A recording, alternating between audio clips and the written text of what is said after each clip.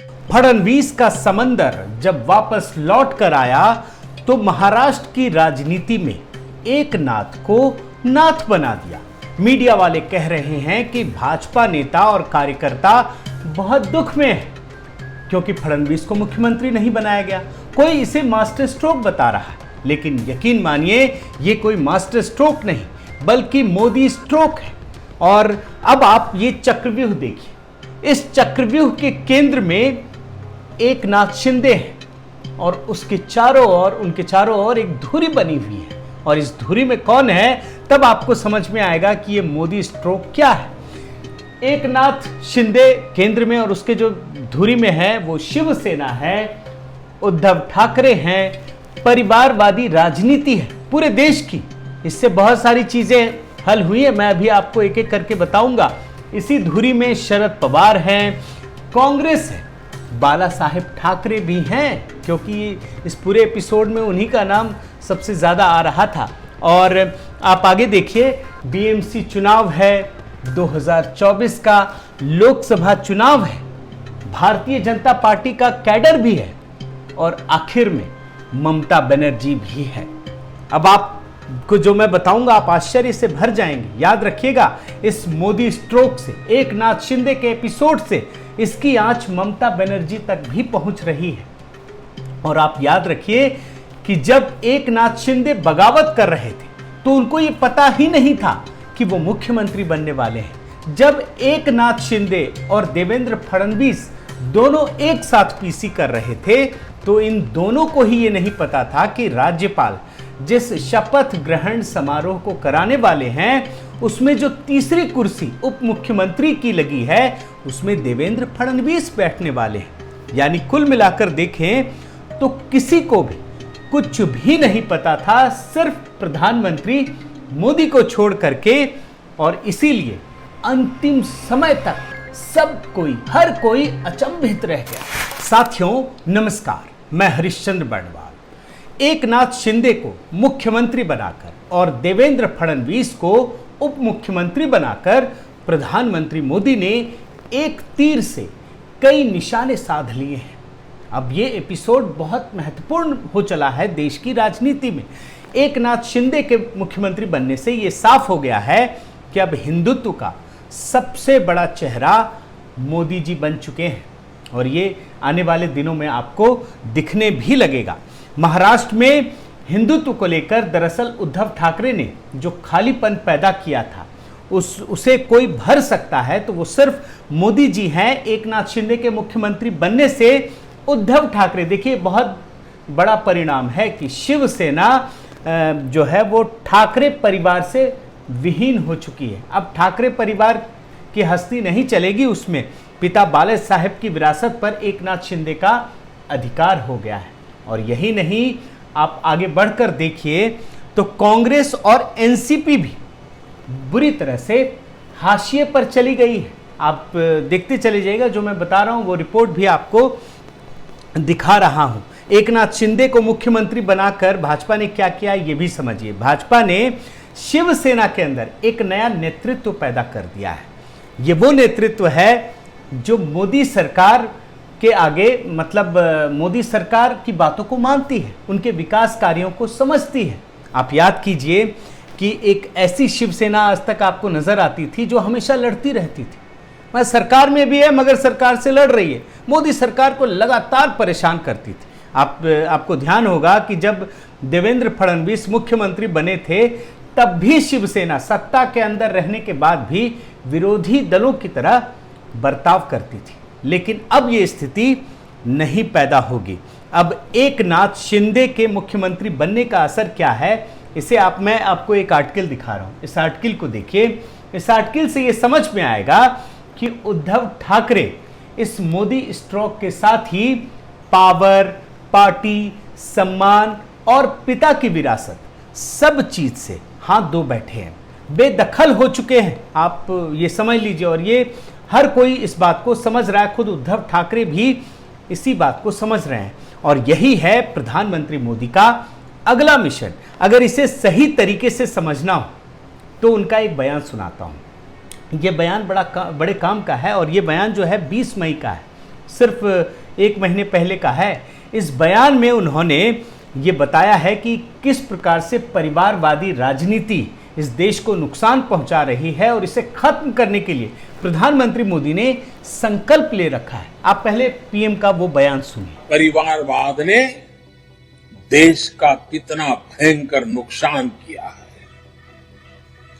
परिवारवादी पार्टियों ने देश में भ्रष्टाचार को, धांधली को, भाई भतीजावाद को, इसी को आधार बनाकर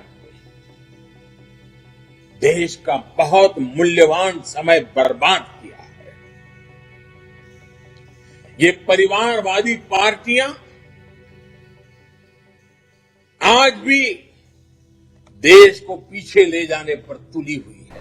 और प्रधानमंत्री मोदी ये भी जानते हैं कि एकनाथ शिंदे इसी परिवारवादी राजनीति के सताए हुए हैं और तभी तो एकनाथ शिंदे जैसे नेता को पहले बाला साहेब के अंडर में काम करना पड़ता है, उसके बाद उनके पुत्र उद्धव ठाकरे के नीचे काम करना पड़ता है, फिर उसी एकनाथ शिंदे को उद्धव ठाकरे के बेटे आदित्य ठाकरे से भी माने निर्देश लेना पड़ता है।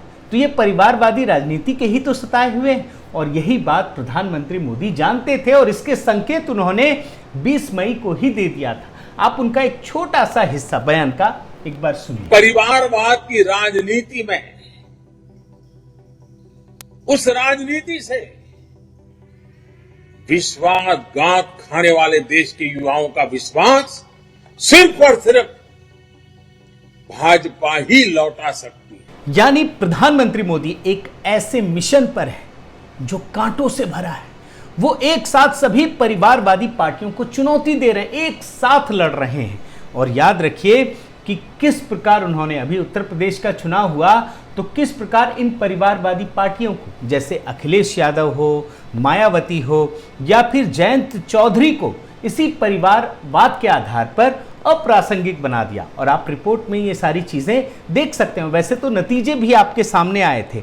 और आप बिहार चले जाइए, वहां भी तो परिवारवाद ही है और इसी वजह से तो लालू यादव का परिवार एक बहुत बड़ी ताकत नहीं बन पा रहा है। उन्हें लग रहा है कि हम सत्ता के करीब पहुंच गए, लेकिन सत्ता मिलेगी नहीं, क्योंकि प्रधानमंत्री मोदी की बात को लोग समझ रहे हैं। मोदी स्ट्रोक का एक महत्वपूर्ण बिंदु यह भी है कि महाराष्ट्र की सियासत से किंग मेकर की भूमिका को अब हमेशा के लिए खत्म करने की कोशिश की गई है। अब आप ये रिपोर्ट देखिए, अभी तक जिस महाराष्ट्र में शरद पवार को किंग मेकर समझा जाता था वो बुरी तरह से फ्लॉप हो चुके हैं।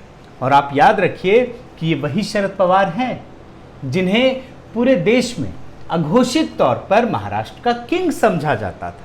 मतलब ऐसा कहा जाता था कि अगर शरद पवार ना चाहें तो सत्ता हिल ही नहीं सकती, किसी की गिर नहीं सकती, किसी की आ नहीं सकती। ये शरद पवार की इमेज थी। मतलब राजनीति के साथ खेलना, लोकतंत्र के साथ इस प्रकार से खिलवाड़ हो रहा था। और यही नहीं, राष्ट्र और राज्य की राजनीति में एक ऐसा दौर था जब किंग मेकर का प्रभाव हर जगह था। बाला साहेब ठाकरे कभी मुख्यमंत्री नहीं बने, ये तो आप जानते होंगे, लेकिन हर समय सत्ता पर उनकी पकड़ बनी रही।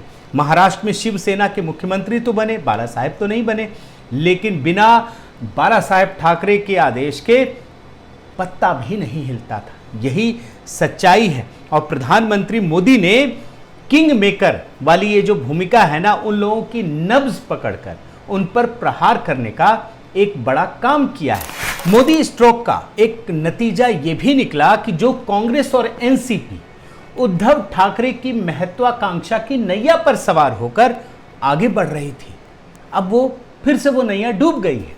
कांग्रेस और एनसीपी की राजनीति जो एक अवसरवादी राजनीति है वो खत्म हो चुकी है। वो फिर से जीरो पर पहुंच चुके हैं। ये इनके नेता जो हैं वो जीरो पर पहुंच चुके हैं और जनता के आगे तो वो वैसे भी एक्सपोज हो चुके हैं। और यही नहीं, आप ध्यान रखिए कि एकनाथ शिंदे जैसे ही मुख्यमंत्री बने तो कांग्रेस और एनसीपी की लड़ाई जो है फिर से सड़कों पर आ गई। फिर से दोनों एक दूसरे को कोस रहे हैं। और ये परिस्थितियां आप समझ लीजिए कि जैसे जैसे समय गुजरेगा और नजर आएगा। लोग एक दूसरे पे आरोप लगाएंगे ये नेता और बताएंगे कि देखिए इन्होंने किस प्रकार से हमें नुकसान पहुंचाया है। मोदी स्ट्रोक के इस चाल से जहां कांग्रेस एनसीपी की लड़ाई आपको दिख रही है, वहीं ध्यान रखिए अब उद्धव ठाकरे क्या करेंगे। उद्धव ठाकरे अपने ही कैडर से लड़ते हुए नजर आएंगे। वो बोलेंगे जी मेरी शिवसेना है, जबकि सरकार पे तो कोई और शिवसेना बैठी हुई है, कैडर तो उनके साथ होगा। तो उद्धव ठाकरे भी नजर आएंगे लड़ते हुए। अब इन परिस्थितियों में आप अगले महीने या जब भी होता है बीएमसी चुनाव को देखिए और उसके साथ 2024 का भी चुनाव देखिए। अब आपको समझ में आएगा कि महाराष्ट्र की जो पूरी ताकत है, पूरी सत्ता है, वो कहां शिफ्ट हो रही है। महाराष्ट्र के लोग उस पार्टी को वोट करेंगे जिसमें स्थायित्व है, जिसमें लड़ाई झगड़ा नहीं है। तो ये एक नई परिस्थिति उभर कर सामने आ रही है।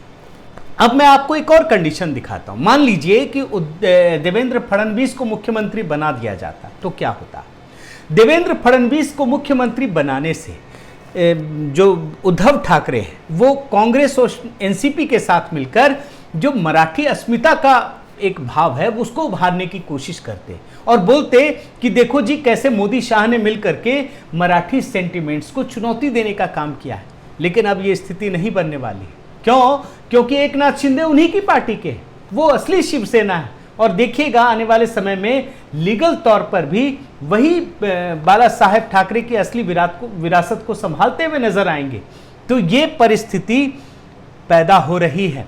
और जब मैं बीएमसी चुनाव की बात कर रहा हूं ना, तो आप ये मत भूलिएगा कि शिवसेना की असली ऊर्जा, शिवसेना मतलब उद्धव ठाकरे की शिवसेना को असली ऊर्जा बीएमसी से ही मिलती है। और बीएमसी एक का बजट इतना बड़ा है जो देश के दर्जन भर राज्यों के बजट से भी ज्यादा है। 46,000 करोड़ का बजट है, आप समझ लीजिए। अब आप पिछले चुनाव को देखिए। पिछले चुनाव में बीएमसी के भाजपा को 82 सीटें मिली थी और शिवसेना को 84 सीटें, सिर्फ 2 सीटें। लेकिन अब जो मोदी स्ट्रोक में यह कदम उठाया गया है उससे भाजपा को बहुमत मिलना तय है। आप लिख कर रख लीजिए, तब आपको समझ में आएगा कि एकनाथ शिंदे को मुख्यमंत्री बनाने से भारतीय जनता पार्टी को कितना बड़ा फायदा मिला है। यही नहीं, देवेंद्र फडणवीस को उप मुख्यमंत्री बनाने से पार्टी कैडर में एक मजबूत संदेश गया है कि भाजपा एक अनुशासित पार्टी है। यहाँ कार्यकर्ता हो या बड़े नेता, हर किसी को पार्टी के अनुशासन के दायरे में रहना पड़ता है।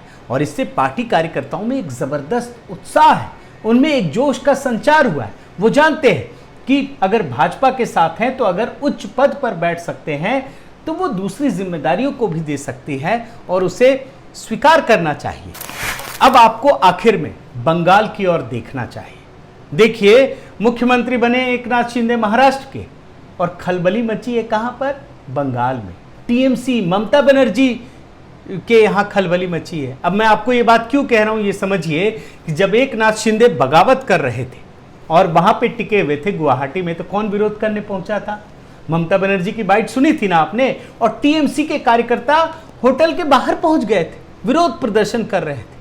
आप रिपोर्ट देखिए और आप ये सोचिए कि आखिर टीएमसी को इससे परेशानी क्यों हो रही थी। ये सवाल बहुत महत्वपूर्ण है। आखिर ममता बनर्जी का महाराष्ट्र की राजनीति से क्या लेना देना है? तो इसका जवाब यह है कि सत्ता पर परिवारवाद का चंगुल। आप सिर्फ बंगाल को ध्यान में रखिएगा।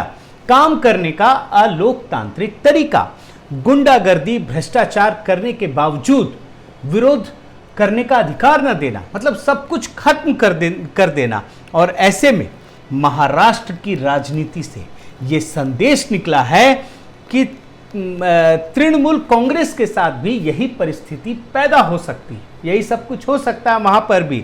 शुवेंदु अधिकारी के जरिए, आप याद रखिएगा, शुवेंदु अधिकारी के जरिए ममता की इसी तानाशाही और परिवार को तो खत्म करने की कोशिश की गई है। और अभी जो आपको एकनाथ शिंदे वाला एपिसोड दिख रहा है ना, इससे पहले भी ये काम हो चुका है। अब कैसे हुआ है ये आपको हेमंत बिस्वा शर्मा से समझ में आना चाहिए। 5 साल पहले भारतीय जनता पार्टी में शामिल हुए थे, लेकिन उन्हें मुख्यमंत्री बना दिया गया। और ये वही हेमंत बिस्वा शर्मा है जिन्होंने पूरे नॉर्थ ईस्ट में कमल खिलाने का काम किया है। और आज जो महाराष्ट्र में भाजपा की सरकार बनी है ना, इसमें भी उसी हेमंत बिस्व शर्मा का महत्वपूर्ण रोल है, ये भी आपको भूलना नहीं चाहिए। एक और उदाहरण देता हूं, उत्तर प्रदेश में आप ब्रजेश पाठक को देख लीजिए, उप मुख्यमंत्री बने, सिर्फ 5 साल पहले भारतीय जनता पार्टी में आए और उन्हें उप मुख्यमंत्री बना दिया गया। तृणमूल कांग्रेस वाले नहीं देख रहे होंगे क्या? उन्हें भी तो लग रहा होगा कि अगर परिवारवाद के चंगुल से बाहर निकलना है तो हमें भी भारतीय जनता पार्टी की शैली को अपनाना होगा, उन पर विश्वास करना होगा। और ऐसे में बंगाल के तृणमूल कांग्रेस के दिग्गज नेताओं के सपनों को बल मिलेगा, जो बुआ भतीजे के एक छत्र राज में आगे बढ़ने के लिए कसमसा रही है। साथियों, एकनाथ शिंदे के मुख्यमंत्री बनने से हर किसी को झटका लगा है, ये बात सच है। लेकिन प्रधानमंत्री मोदी ने जिस दीर्घकालीन योजना के तहत एकनाथ शिंदे को मुख्यमंत्री बनाया है, वो न सिर्फ भाजपा के लिए बल्कि भारत की राजनीति के लिए भी एक मील का पत्थर साबित होने वाला है, एक नज़ीर बनने वाला है। ये आपको आने वाले समय में देखने को मिलेगा। बहुत बहुत धन्यवाद। आपसे गुजारिश है कि आप मेरे इस चैनल को ज़रूर सब्सक्राइब कीजिए, लाइक कीजिए, शेयर कीजिए, कमेंट कीजिए और इस बेल आइकन को प्रेस करना मत भूलिएगा। नमस्कार।